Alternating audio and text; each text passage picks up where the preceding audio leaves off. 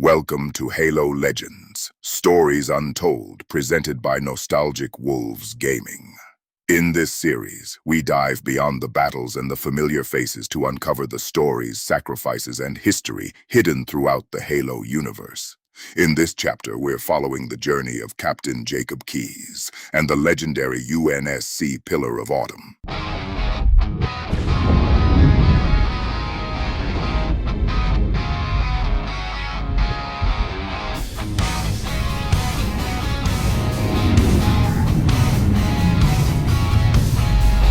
That's it.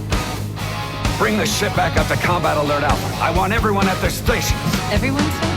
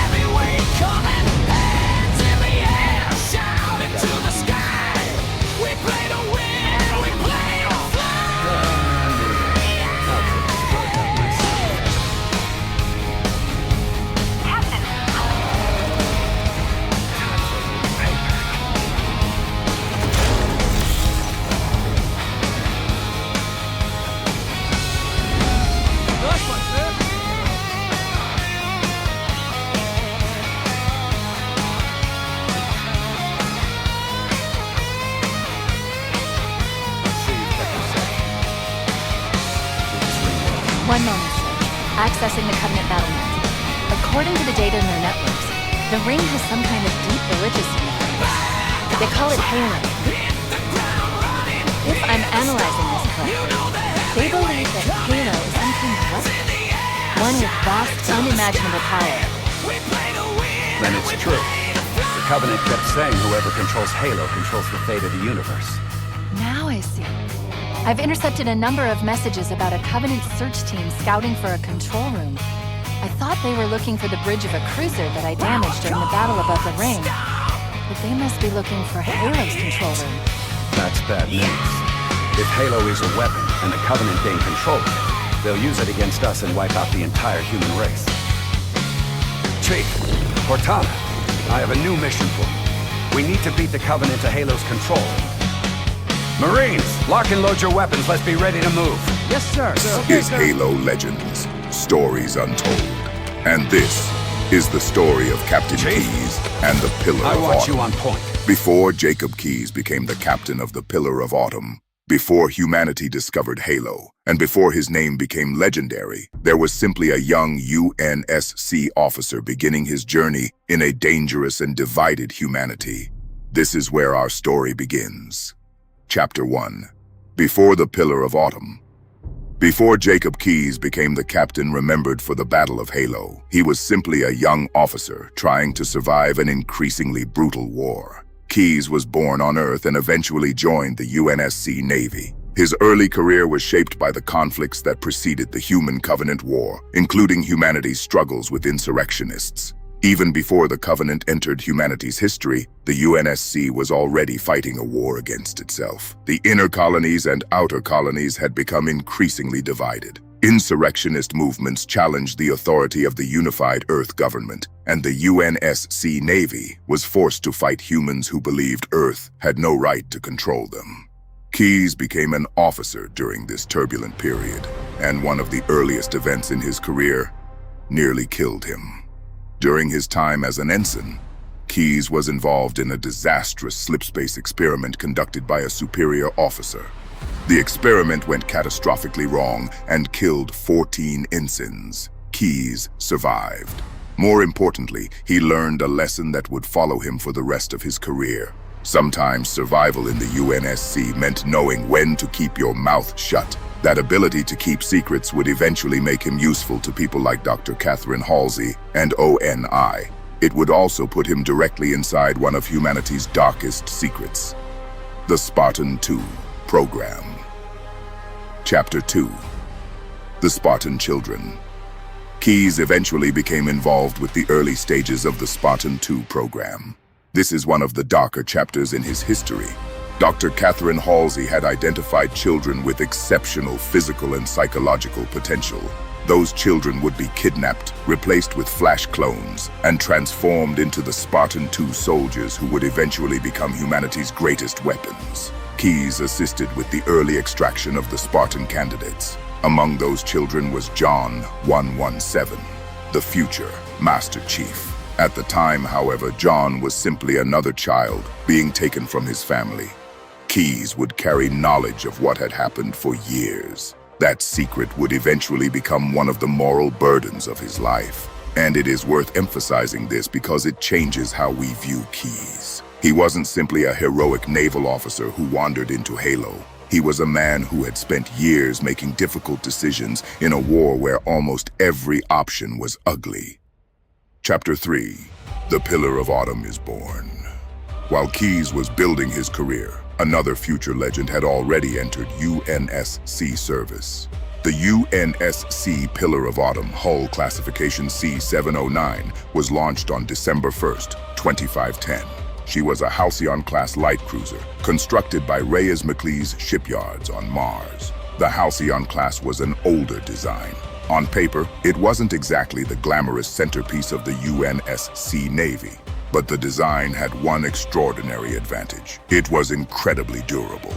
The original Halcyon-class cruisers were built with an unusually robust internal structure. They were heavier and less efficient than newer warships, but they could absorb punishment that would cripple other vessels. The Pillar of Autumn was eventually selected for a major reconstruction, and that transformed her from an aging cruiser into something considerably more dangerous. The refit gave the Autumn upgraded engines, additional weapons, improved armor, and an experimental MAC system capable of firing multiple rounds in rapid succession. Her old weaknesses were being replaced with modern firepower. The result was an unusual combination: an old ship with a nearly indestructible skeleton and the weapons of a much newer warship. The Autumn was no longer just an obsolete cruiser. She was becoming the perfect ship for a mission that might have no return trip. Chapter 4. The Human Covenant War. Then everything changed. In 2525, humanity made first contact with the Covenant. The conflict that followed would become one of the most devastating wars in human history. Humanity discovered something terrifying very quickly. The Covenant possessed vastly superior technology. In space combat especially, UNSC ships were frequently outmatched. Humanity could sometimes win ground battles, but in space, Covenant plasma weapons could tear through UNSC ships with horrifying efficiency. One colony after another disappeared. Worlds were glassed. Entire populations were erased. The UNSC desperately needed victories. Jacob Keyes would eventually give them one. Toshin Chapter 5. The Battle of Sigma. Octanus 4. By 2552, Keyes had risen to command the UNSC Iroquois, a Halberd-class destroyer. He was already a veteran officer with decades of combat experience. Then came one of the greatest naval engagements of his career, the Battle of Sigma Octanus 4. Covenant forces entered the Sigma Octanus system. Keyes found himself facing an enemy force that should have overwhelmed his ship. Instead of trying to fight the Covenant conventionally, Keyes used geometry, momentum, and timing against them. He created a maneuver that became legendary, the Keyes Loop. The maneuver essentially manipulated the Covenant fleet into positioning itself where the Iroquois could strike from an unexpected vector.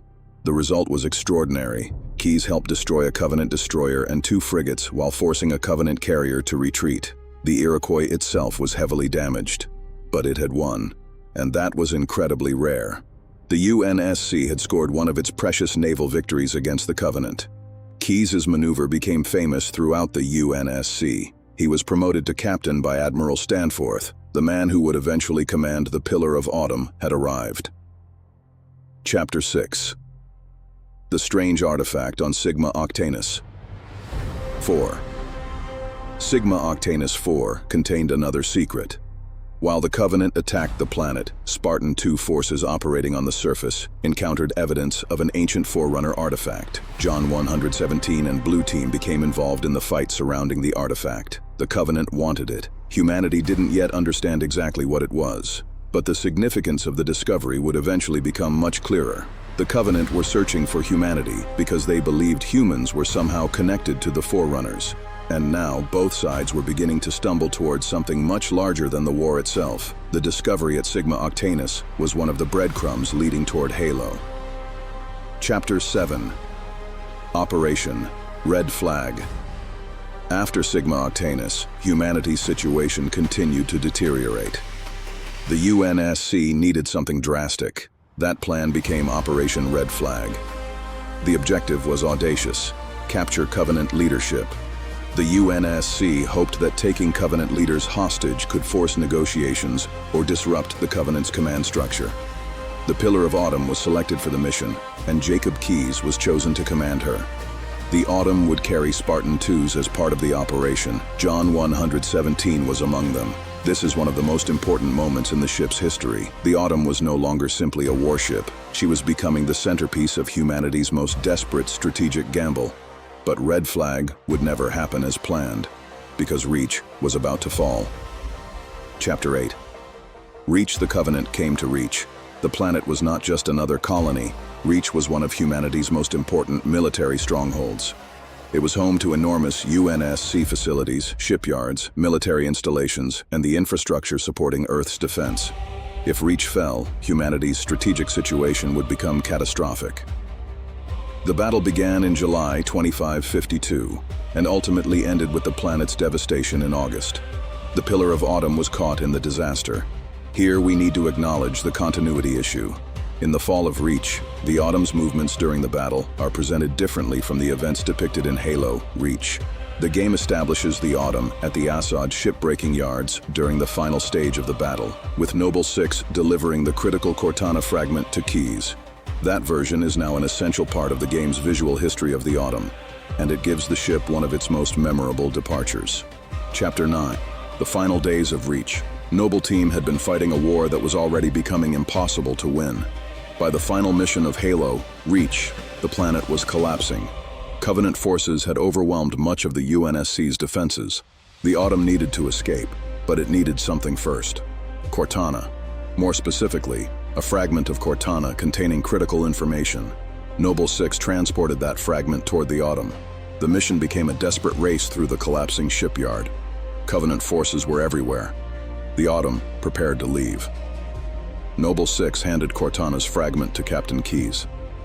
Keyes understood exactly what was being placed in his hands. This wasn't simply an AI. It was potentially humanity's path to survival. Keyes also recognized the sacrifice Noble Team had made.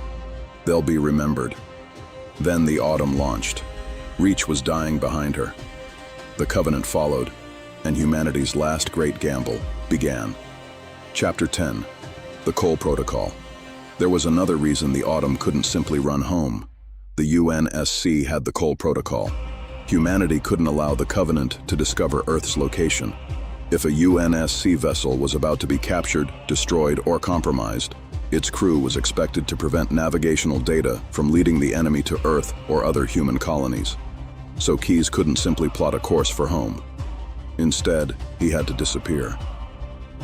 The Autumn entered slipspace on a deliberately unpredictable course. The goal was to make the Covenant follow the ship away from Earth. It worked, but there was a catch. Cortana had something extraordinary.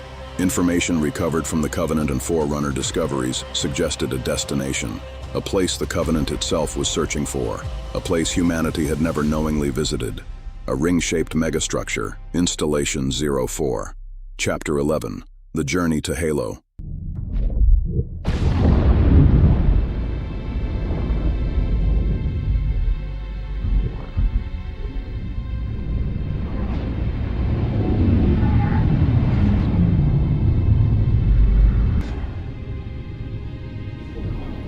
Cortana, all I need to know is, did we lose them? I think we both know the answer to that. We made a blind jump. How did they... Get here first? The Covenant's ships have always been faster.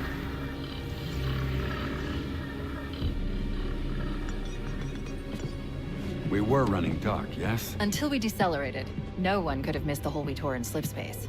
They were waiting for us on the far side of the planet. So, where do we stand? Our fighters are mopping up the last of the recon picket now. Nothing serious. But I've isolated approach signatures for multiple CCS-class battle groups. Make it 3 capital ships per group. And in about 90 seconds, they'll be all over us. Well, that's it then. Bring the ship back up to Combat Alert Alpha. I want everyone at their stations. Everyone, sir? Everyone. And Cortana. Let's give our old friends a warm welcome. I've already begun. The Autumn exited slip space in the Soel system. Keyes immediately realized something was wrong. There was a Covenant fleet, and there was the ring. The Covenant had arrived first. The Autumn had accidentally delivered humanity directly into the middle of one of the Covenant's most important discoveries. But Keyes didn't run. The Covenant attacked, and the Autumn fought. Despite being massively outnumbered, the ship managed to inflict serious damage. The Autumn destroyed multiple Covenant vessels and damaged the Truth and Reconciliation. Then, the Covenant began boarding the ship. The Autumn's MAC weapon was disabled. Keyes realized the ship could no longer survive the engagement. He gave the order, abandon ship. John 117 was given Cortana. The crew began evacuating. Keyes then ordered the Autumn to crash onto Halo. The ship survived the landing, barely. But the Autumn had accomplished something extraordinary. It had brought humanity's greatest soldier, its smartest AI, and hundreds of soldiers and Marines directly onto the mysterious ring. And now the real battle was beginning. Chapter 12. Captain Keyes goes to war. Keyes escaped the Autumn aboard a Bumblebee lifeboat with members of his command crew. But he wasn't planning to sit around and wait for rescue. He wanted information. He wanted weapons. And most importantly, he wanted to understand Halo. Keyes began coordinating the surviving UNSC forces. Humanity's soldiers were scattered across the ring. The Autumn was damaged. Covenant forces were occupying the installation, and nobody yet understood what Halo actually was. Keyes began organizing a resistance. The mission eventually led him toward a Covenant-controlled area, where he hoped to find weapons and intelligence. But the Covenant were preparing something far worse. They were about to open a door that should have remained closed. Chapter 13. The Flood. The Covenant accidentally released the Flood. The parasite spread rapidly. What had started as a battle between humans and Covenant became something much worse. Now both sides were prey. Keyes and his Marines entered a flood containment facility while searching for weapons. They didn't understand what they were walking into. The Flood attacked. Keyes was infected.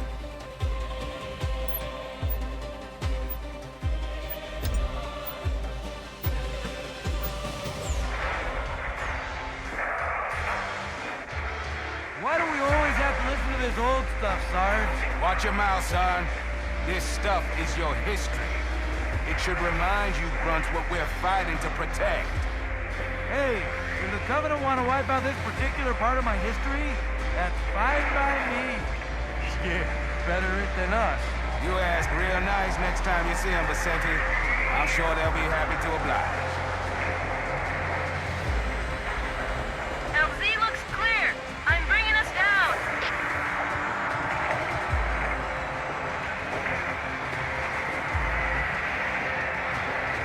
Go, go, go!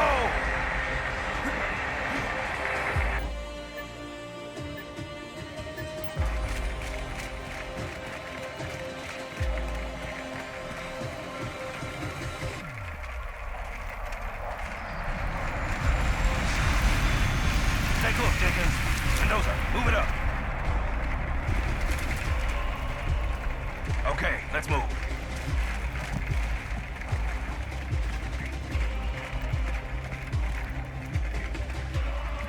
Wait here for the captain and his squad. Then get your ass inside.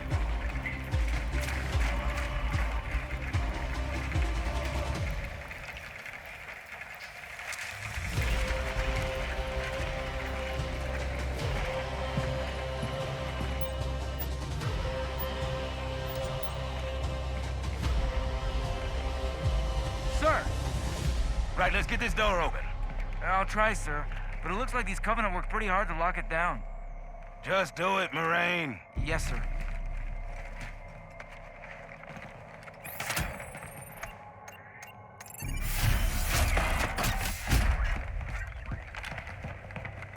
You better have a look at this, Sarge. What you got? Covenant. Lots of them. Except they're all dead. Show me.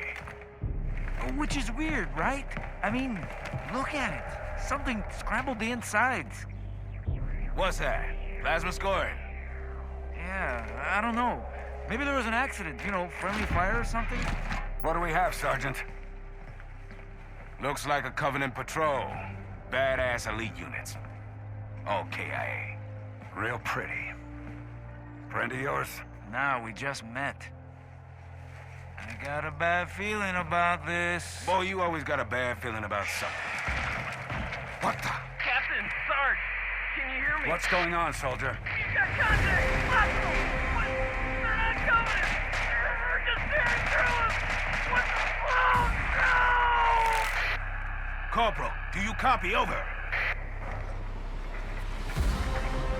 Mendoza, get your ass back up to second squad's position and find out what the hell is going on. But I don't have time for your lip, soldier. I gave you an order. But Sarge, listen. What is that? Where's that coming from, Mendoza? Everywhere. I don't... Above you! There! Get out! Let him have it! Get out! Get it out! Hold still! Hold still! God damn it, chickens! Fire your weapon! Sergeant, we're surrounded. Sweet mother. There are too many, Sarge! Don't even think about it, Marine! Oh, this is local! Get back here, Marine! That's an order! Jenkins! Behind you!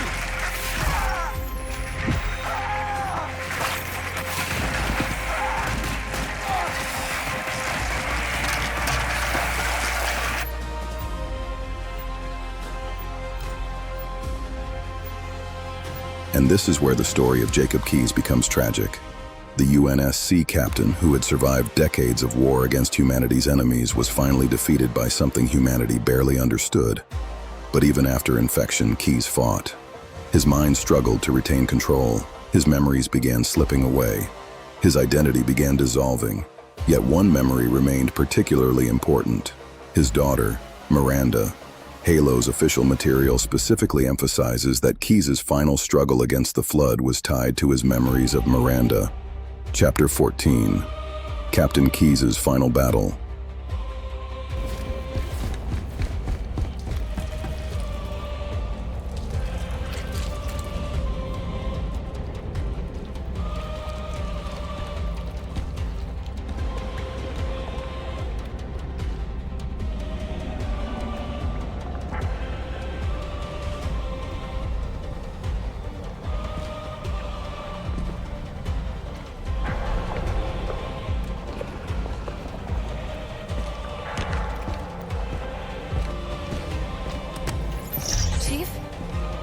Chief, How do we free him? it's not him. Not anymore. The captain, he's one of them.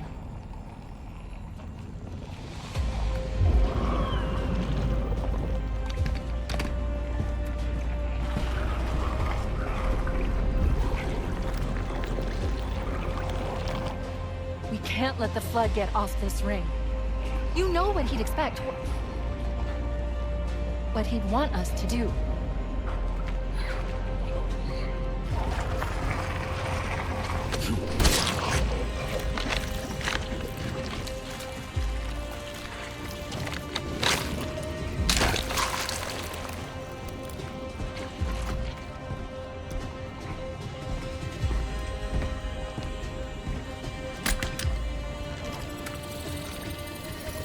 It's done. I have the code. We should go.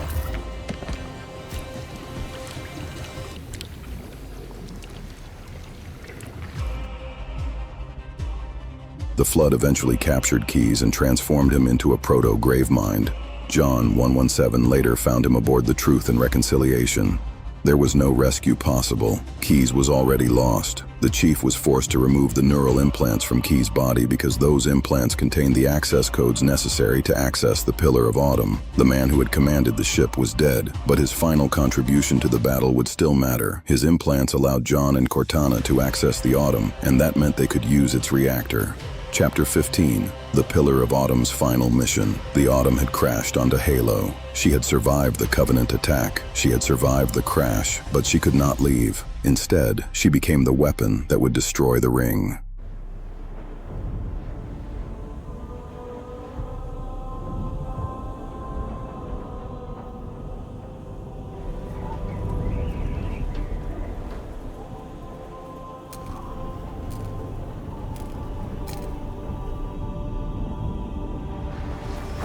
Falling apart. It'll hold. We're not gonna make it. We'll make it. Pull up! Pull up!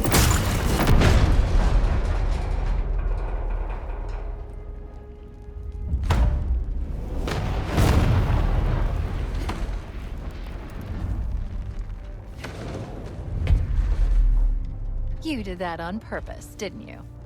There must have been something wrong with the coordinate data.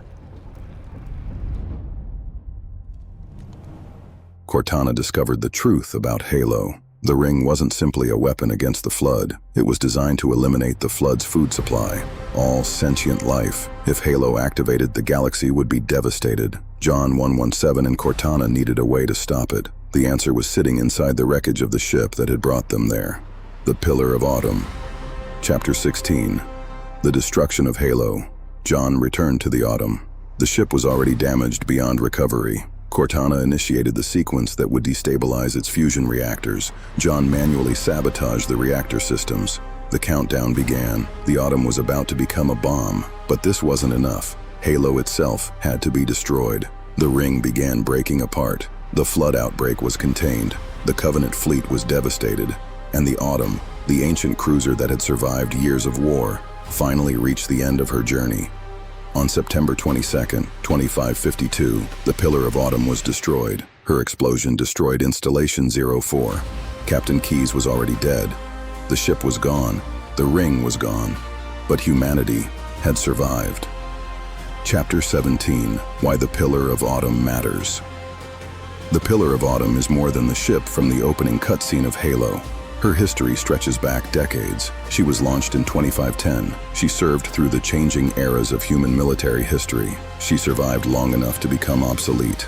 Then she was rebuilt. She became the centerpiece of Operation Red Flag. She survived the fall of Reach. She escaped with humanity's most important AI. She followed a trail that led to Halo. She fought an entire Covenant fleet. She crash-landed on a Forerunner ring. She became the headquarters for the surviving UNSC forces. And finally, she destroyed the installation that could have wiped out the galaxy. Her journey lasted more than 40 years, but her final mission lasted only a few days. Chapter 18. Why Captain Keyes Matters. Jacob Keyes' story is different. He doesn't become a Spartan. He doesn't possess superhuman strength. He doesn't carry the most advanced armor humanity can build. His weapon is his experience, his ability to improvise, his willingness to make impossible decisions, and his understanding that sometimes the only way to win is to survive long enough to find an opening. The Keyes Loop demonstrated his brilliance. His command of the Autumn demonstrated his leadership. His actions on Halo demonstrated his willingness to fight alongside his Marines. And his final moments demonstrated the tragedy of a soldier whose war ended not with an honorable death in battle, but with his body being consumed by the enemy.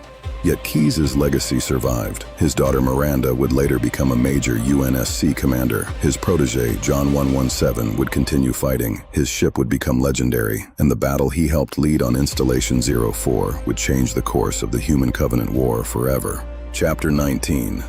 The hidden connection between Keyes and the Autumn. The reason I think these two subjects work so well together for your Halo Legends video is that their stories mirror each other.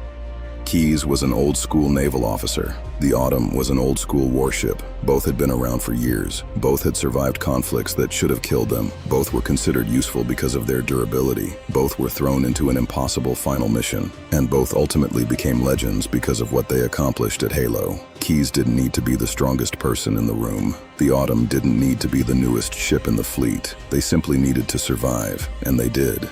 Until there was nothing left to survive for. Chapter 20. The Final Legacy. The Pillar of Autumn died at Halo. Jacob Keyes died there too. But neither story truly ended with their deaths. The destruction of Installation 04 prevented the immediate activation of Halo. The flood outbreak was contained. The Covenant suffered catastrophic losses. The Master Chief survived. Cortana survived. And the destruction of Halo eventually contributed to one of the most important discoveries of the entire war. The Covenant could be beaten. Until Halo, humanity had been fighting a war of attrition against an enemy that seemed almost impossible to defeat. Then one battered cruiser arrived at a mysterious ring. One captain rallied the survivors. One Spartan refused to quit. One AI discovered the truth. And one ancient warship became a gigantic self-destruct button. The Covenant had spent decades destroying human worlds, but the Pillar of Autumn gave humanity its first glimpse of something it desperately needed: hope. And that is ultimately the story of Captain Jacob Keyes and the Pillar of Autumn, not simply the story of a captain and his ship. It's the story of two veterans of a losing war who were given one final mission and somehow turned it into the beginning of humanity's comeback. Captain Jacob Keyes and the Pillar of Autumn were more than a captain and a ship. They were veterans of a war humanity was losing, carried through one impossible battle after another until their journey brought them to Installation 04. Keyes gave his life fighting for his crew. The Autumn gave everything it had to stop Halo from firing, and together, their final chapter became one of the most important moments in human history. But their story is only one piece of the vast history hidden within the Halo universe. Thank you for joining Nostalgic Wolves Gaming for another chapter of Halo Legends, Stories Untold. If you enjoyed the journey, make sure to like, subscribe, and turn on notifications so you don't miss the next story. Until then, Spartan, stay frosty. While the Covenant had us locked up in here, I overheard the guards talking about this ring world. One moment, sir. Accessing the Covenant battle net. According to the data in their networks, the ring has some kind of deep religious significance. They call it Halo,